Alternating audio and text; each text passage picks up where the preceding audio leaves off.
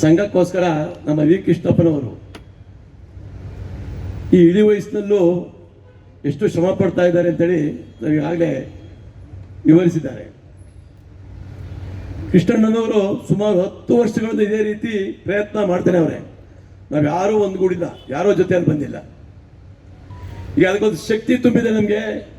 ನಮ್ಮ ಮಾನ್ಯ MP ಸುಧಾಕರ್ಣನವರು ಕೈ ಜೋಡಿಸಿ, ಈ ಕೃಷ್ಣನವರು ಕೈ ಜೋಡಿಸಿ ಒಂದು ಶಕ್ತಿ ತುಂಬಿ ಇದೇ ರೀತಿ ನಮ್ಮ ಏನು ಸಂಘದ ಪದಾಧಿಕಾರಿಗಳು ಹಿಂದುಳಿದ ವರ್ಗದವ್ರನ್ನೆಲ್ಲ ಸೇರಿಸಿ ಈ ರೀತಿ ಒಂದು ಆಗಾಗ ಮೀಟಿಂಗ್ಗಳು ಮಾಡಿ ನಾವು ಬಲಪಡಿಸಿದಾಗ ಮಾತ್ರ ನಮ್ಮ ಸಂಘ ಅಸ್ತಿತ್ವದಲ್ಲಿರ್ತದೆ ಹಾಗೂ ಬಡ ಬಗ್ಗರಿಗೆ ಸಹಾಯವಾಗುತ್ತದೆ.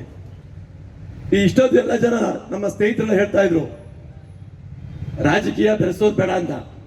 ನಾವು ರಾಜಕೀಯ ತರಕ್ಕೆ ಯಾರೂ ಪ್ರಯತ್ನ ಪಟ್ಟು ಇಲ್ಲ, ರಾಜಕೀಯದಲ್ಲಿ ಯಾರು ಇರಲಿಲ್ಲ, ರಾಜಕೀಯ ಬಗ್ಗೆ ಯಾರು ಮಾತಾಡ್ತಾನೂ ಇಲ್ಲ. ಏನು ಅಧಿಕೃತವಾದ ಸಂಘ ಇದೆ ನಮ್ಮ ಇಲಾಖೆಯಲ್ಲಿ ಒಂದೇ ಇರೋದು, ಅದು ವಿ ಕೃಷ್ಣಪ್ಪನವರ ನೇತೃತ್ವದಲ್ಲಿ ಮಾತ್ರ. ಇದು ಅಧಿಕೃತವಾದ ಸಂಘ. ಇದಕ್ಕೆ ತಾವೆಲ್ಲ ಮಾನ್ಯತೆ ಕೊಡಬೇಕು. ಇವರು ಒಂದು ಕರೆ ಕೊಟ್ಟರೆ ನಮ್ಮ ಕೃಷ್ಣಣ್ಣವ್ರ ಹತ್ರ 5,000 ಜನ ಸೇರ್ಬೇಕು ಅಂತ, ನಿಜವಾಗ್ಲೂ ಸೇರ್ಬೇಕು. ಅವ್ರ ಕೈ ಬಲಪಡಿಸ್ಬೇಕು. ನಾವು ಯಲಹಂಕದಲ್ಲಿ ನಮ್ಮ ಅಸ್ತಿತ್ವ ಉಳಿಸ್ಕೋಬೇಕು ಅಂದ್ರೆ 5,000 ಜನ ಆದರೂ ನಾವು ಸೇರ್ಲೇಬೇಕು. ಈ ಸಂಘ ನಾವು ಬಲಪಡಿಸ್ಲೇಬೇಕು. ಹಾಗಾಗಿ ನಮ್ಮ ಏನು ಮುಖಂಡರಿದ್ದೀರಿ ತಾವು ನಾಳೆ ಬರ್ತಕ್ಕಂಥ ಕಾರ್ಯಕ್ರಮಕ್ಕೆ ಯಾರ್ಯಾರಿಗೆ ಏನೇನು ಜವಾಬ್ದಾರಿ ಕೊಡಬೇಕು ಅಂತೇಳಿ ನೀವೀಗ ತೀರ್ಮಾನ ಮಾಡಬೇಕು. ಇನ್ನು ಉಳಿದಿರೋದು ಬರೀ 11 ದಿವಸ ಮಾತ್ರ.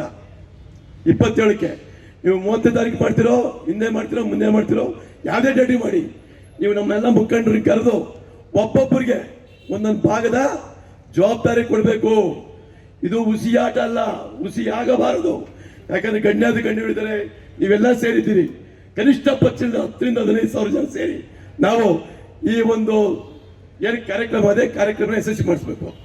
ಹಾಗಾಗಿ ತಮ್ಮೆಲ್ಲ ಈಗೇನು ಜನ ಸೇರಿದ್ದೀರಿ, ಒಬ್ಬೊಬ್ರು 100 ಜನ ತಂದ್ರೂ 15-20 ಜನ ಆಗ್ತೀವಿ ನಾವು. ತಾವೆಲ್ಲ ಶ್ರಮಿಸಬೇಕು. ಈ ಕಾರ್ಯಕ್ರಮಕ್ಕೆ ತಮ್ಮ ಸಹಾಯ ಅತ್ಯಮೂಲ್ಯವಾಗಿದೆ.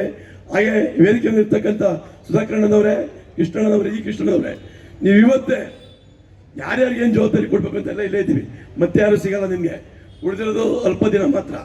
ಹಾಗಾಗಿ ಇದನ್ನೆಲ್ಲ ಉಳಿಸ್ಕೊಂಡು ಈಗ ಒಂದು ಜವಾಬ್ದಾರಿ ಯಾರ್ಯಾರಿಗೆ ಏನು ಕೊಡ್ತೀರಿ.